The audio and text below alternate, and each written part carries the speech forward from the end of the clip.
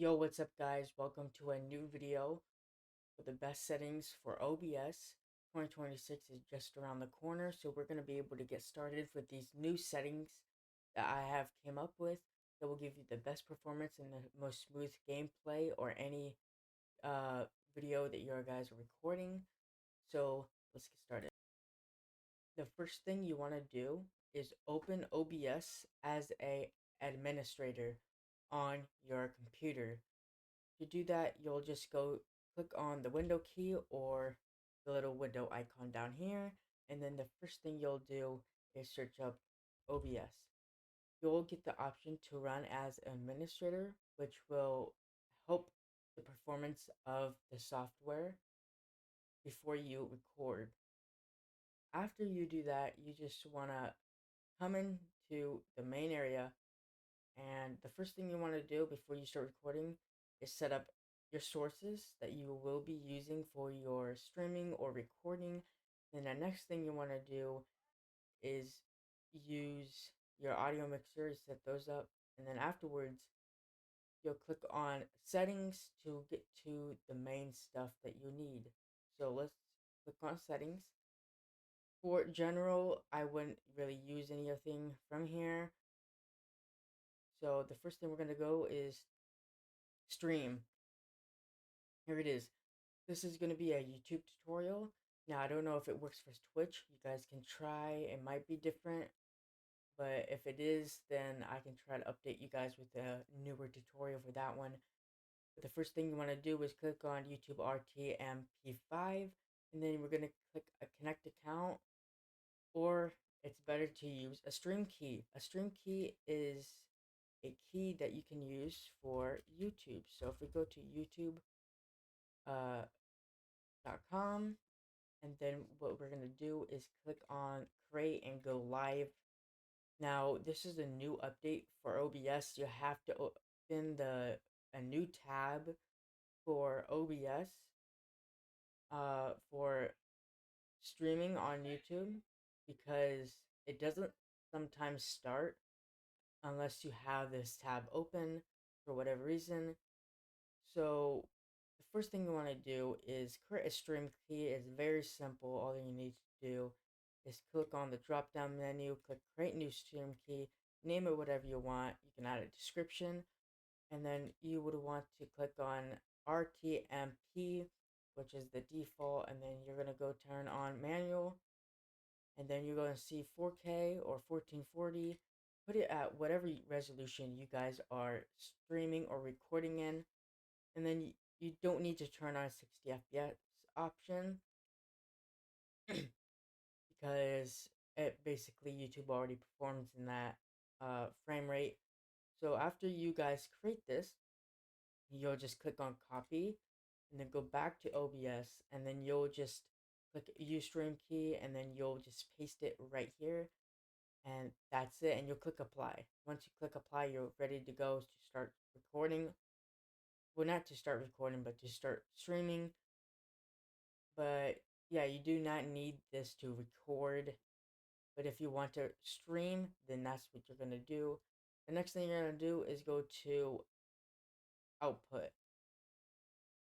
Here is my streaming settings. Now, I was testing out yesterday for fun and see the performance. Now, you're going to see here AV1, NVIDIA NVENC AV1.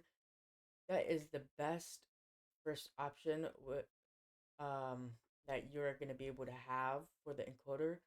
It runs better, it helps with your frame rate and performance in game, and it will have general overall better performance instead of HEVNC, I believe, or HEVC 256.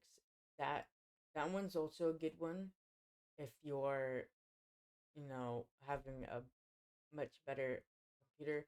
I don't know why this OBS update's freaking out in the background.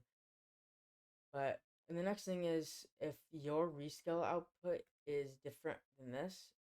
So the rescale output, if your canvas is a different size than your output resolution, then you're gonna turn on the downscale resolution, which is the downscale scale. You can just turn it on here, or you can go to here and turn it on. And the next thing that is more important, don't put it at 60 frames per second. The reason why is it will make the overall video and gameplay not as smooth as most videos you'll see on YouTube. And that's because you're only running the video at 60 frames, so the video is only seeing 60 frames. But when you put it to 120 frames, the video gets a lot more smoother because of those frames. Now, even though YouTube has 60 frames cap, it's still gonna have that smoothness from the 120 onto YouTube. And that's one of the most important things out there to put on. Now, after you're done copying this or doing whatever, putting in your resolution that you're going to be using, you're going to go back to output, and then here are the things I would use. I have an i9 14900KF with the RTX 4070 Founders Edition with 64 gigs of DDR5 with a 1000 watt power supply. Now, the power supply itself isn't going to output any good performance. It's just going to give more power to your system depending on what is going to be using a lot of power. Now, you're going to click on constant QP because it's going to be a lot more better than constant bitrate. Now, QP, put it to 20. Then we're going to have a keyframe interval of 2 seconds with a preset of best quality if you have a high-end computer. If not, you'll go down to better quality or good quality depending on what the specs you have.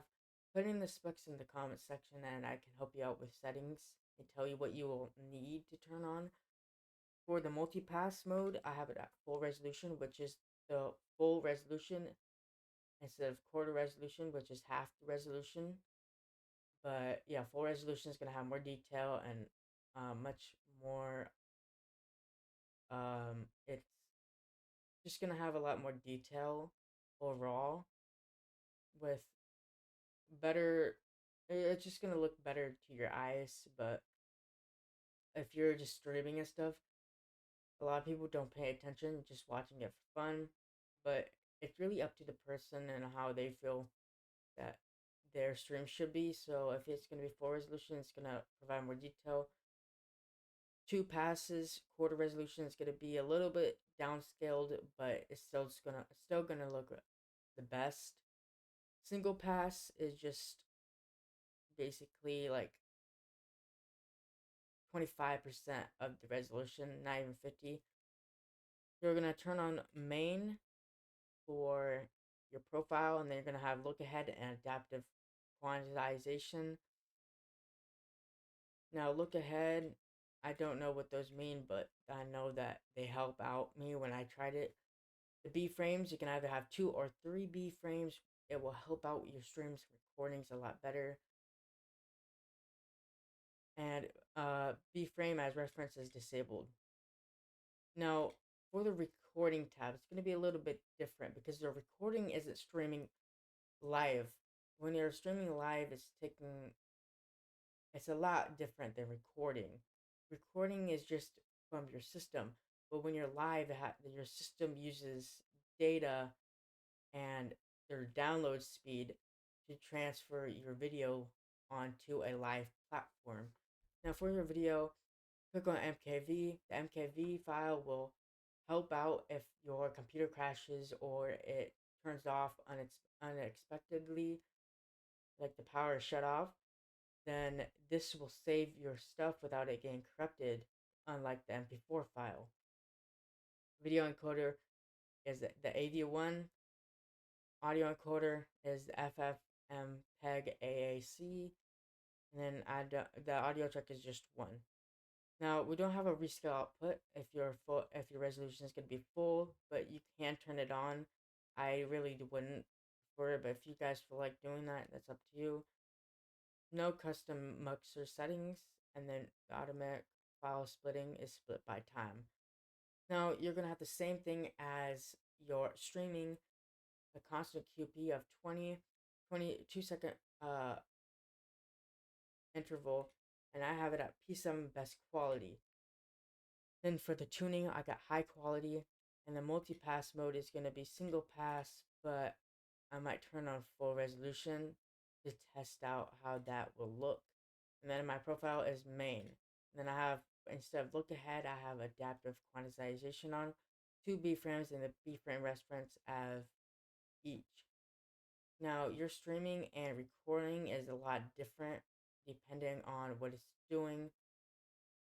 And when you're streaming, you're not downloading like a video. It's not saving your video. It's just putting it out there as a live video. So once it stops, it's not going to be saved.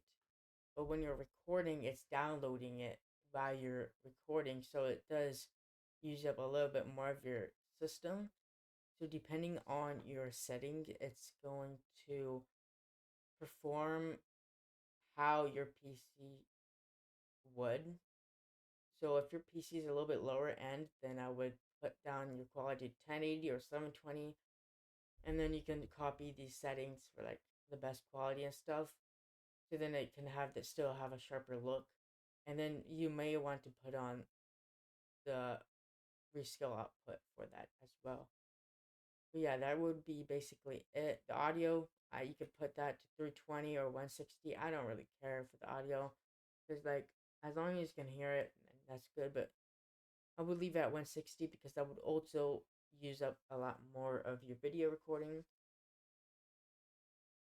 Now I will show you a little clip of gameplay to show you how it would work out. So if I go to so let me pull up that video right now in my files right about now. Okay, I have it pulled up. Here we are. So from the settings before, if you copy my settings, then it should look like this.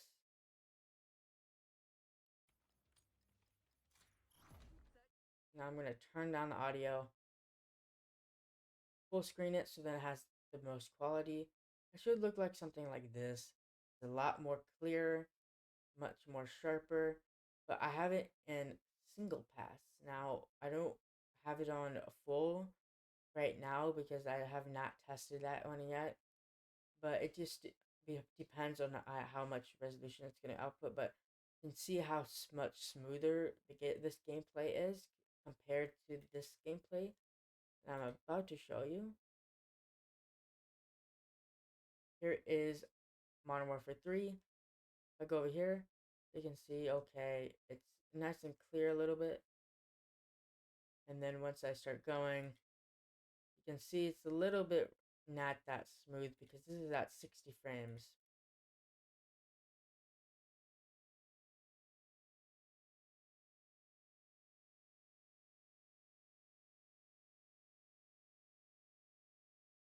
Here is another clip.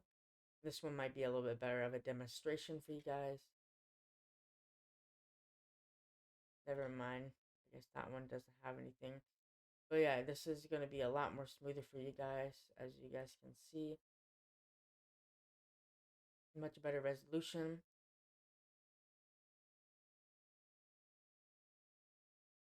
Overall, it's just going to output a lot more smoothness for your video if it's at 120. 60, it's only going to be showing 60 frames, and it won't be showing as much smoothness as it would if it's a higher frame rate. Now, if the frame rate causes your PC to like stutter the video, then just lower the frame rate to 110 to 100. Just lower it every 5 frames or whatever to the best like higher frame rate you can go without it having to stutter. Then it would be able to basically have more smoothness for your video instead. But if you have to go to 60, then it would work. If you're going to 60 frames, I would use this app called, the software actually, called Flow Frames. It's a very easy software, and basically all you need to search up in the web browser is Flow Frames. right? And then the next thing you're gonna do is, well, click on download. There we go. itch.io or GitHub. I would use either or. itch.io is a much better website to find it. Click on download now. You do not need to donate, but if you want to donate to support the developers with additional contribution, then you can do that. But just click on no things, just take me downloads. If you don't want to do that, click on download right here and it will automatically download. Set it up. That's basically it. Once you're done downloading it, click on enter permission. Do not select anything with this. If you don't have a NVIDIA graphics card, select this one right here or this one right here. I would do this one right here. This might be a little bit better than anything else. But the next thing you want to do is click on the browse video. Select any video that you would like. I will select MKV file. Once you select that, make sure that this loads up. It might say it's downloading. Wait until it downloads, and then this should pop up. Afterwards, you put in your video. It would double your frames based on how much the refresh rate is on OBS. So if it's at if it's at 70, then it's gonna be 140 frames. 240 frames per second right now if it's at 120. Now you can change the speed and everything like that. And then for the output mode, remember to select any of these modes, MKV, MP4, for your video. Now there is also a way, I believe, to transfer your MKV file to a MP4. It is not that one.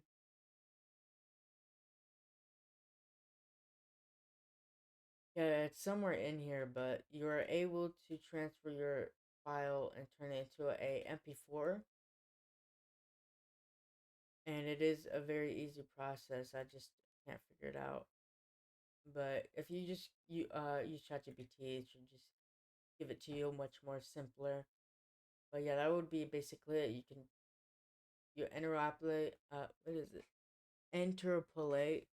I don't really know how to say that word, but once you do that, it will load it. It might take a while depending how big your file is, but once your file is done, then it will output a very smooth video unless your video is like too long, then it will glitch it out. So you might want to cut your video up into frames and like different points so it's shorter and then put it in there. And then it might take a little bit, but once those are done, you can just put uh those different parts of the video back together in like CapCut or something like that, and then you'll have your full video. But you can just experiment with this. It's very easy to use, and then that's basically it for your settings video. If you guys want me to make more tutorials like this, just let me know in the comment section. If you guys still want to know the best settings for your computer, just leave your specs in the description. If you don't know your specs, just search up Task Manager. You'll find them in there, and that's about it. But yeah, if you guys find this video helpful, leave a like, subscribe, leave a comment. Let me know if it works out for you. If you guys have any more difficulties or questions, I can answer those. Just leave it in the comments, and that's basically it. Thanks for watching this video. Until next time, bye bye.